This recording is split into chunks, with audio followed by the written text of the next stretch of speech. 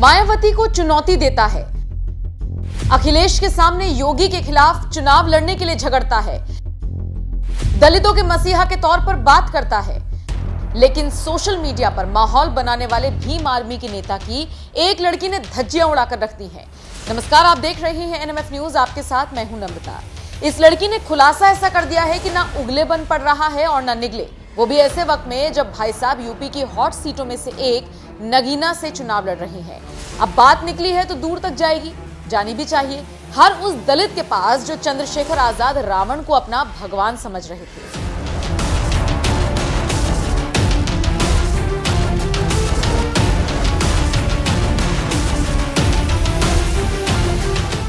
चंद्रशेखर आजाद रावण, साल 2017 से पहले तक ये नाम किसी ने सुना तक नहीं था।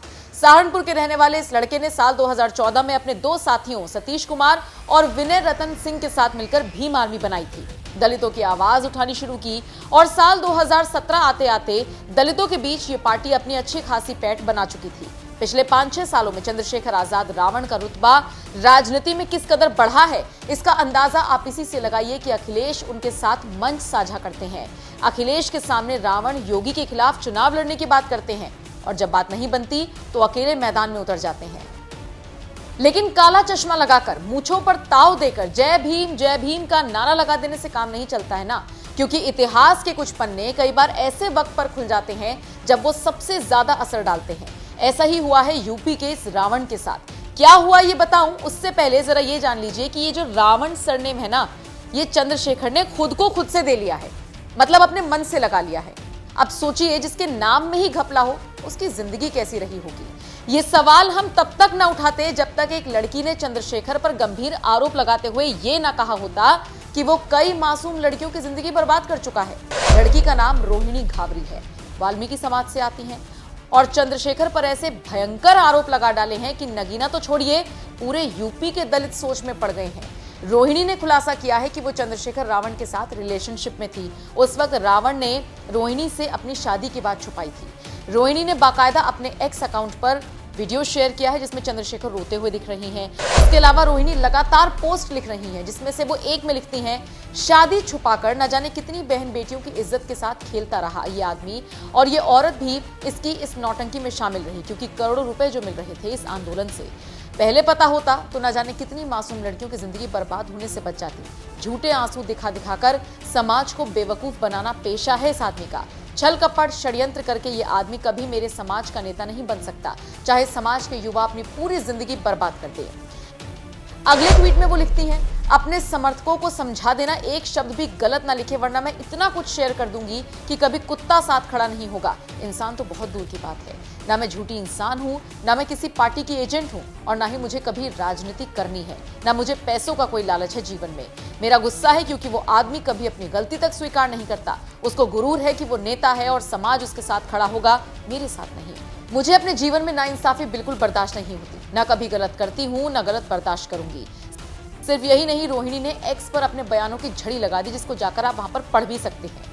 अब सोचिए, एक्स पर ये लड़की इतनी गंभीर बातें लिख रही है तो इसका कुछ तो आधार होगा। लड़की के बयानों के बीच कुछ तस्वीरें भी सोशल मीडिया पर वायरल हो रही हैं, वो भी दोनों की बातचीत के स्क्रीनशॉट्स के साथ। चंद्रशेखर तो गयो, लोग ऐसी ऐसी बातें लिख रही हैं लड़की का बयान पढ़ने के बाद। लड़की के बारे में आपको आगे विस्तार से बताएं, उससे पहले जरा जान लीजिए चंद्रशेखर आजाद रावण के बारे में। कौन है चंद्रशेखर आजाद रावण? चंद्रशेखर का जन्म सहारनपुर के चटमलपुर के घड़कौली गांव में हुआ था। साल 2015 में चंद्रशेखर ने अपने गांव के बाहर एक बोर्ड लगाया था जिस पर लिखा था, द ग्रेट चमार, डॉक्टर भीमराव अंबेडकर ग्राम घड़कौली आपका हार्दिक अभिनंदन करता है। बोर्ड के कोने पर लिखा था, जय भीम जय भारत। इस बोर्ड के लगने के बाद दलितों और ठाकुरों के बीच विवाद हो गया था।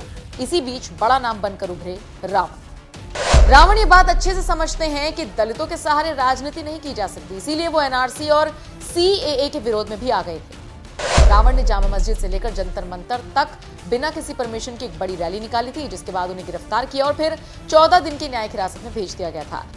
इस बार के लोकसभा चुनाव में वो यूपी के नगीना से लड़ रही हैं, जबकि सपा ने मनोज कुमार को मैदान में उतारा है। इसी सीट से बीजेपी ने ओम कुमार को मैदान में उतारा है। चलिए अब आपको विस्तार से बताते हैं, कौन है रोहिणी जो चंद्रशेखर पर गंभीर आरोप लगा रही हैं। कौन है चंद्रशेखर पर आरोप लगाने वाली रोहिणी? रोहिणी वाल्मीकि समाज से आती हैं। रोहिणी घावरी संयुक्त राष्ट्र में संबोधन दे चुकी हैं। यूएन में राम मंदिर को लेकर पाकिस्तान को खरी खरी सुना चुकी हैं। उन्होंने दुनिया के सामने जय श्री राम का नारा लगाया था। फिलहाल रोहिणी जेनेवा में रहती हैं। भारत सरकार से रोहिणी को 1 करोड़ की स्कॉलरशिप मिली थी। रोहिणी कई बार प्रधानमंत्री मोदी की तारीफ भी कर चुकी हैं। बहरहाल रोहिणी ने तो चंद्रशेखर को लेकर ये काला चिट्ठा खोल दिया है, जिसका असर न सिर्फ उनकी निजी जिंदगी पर पड़ेगा बल्कि राजनीतिक तौर पर भी उनको इसका खामियाजा उठाना पड़ सकता है। फिलहाल आप इस खबर को लेकर क्या राय रखते हैं, कमेंट करके जरूर बताएं।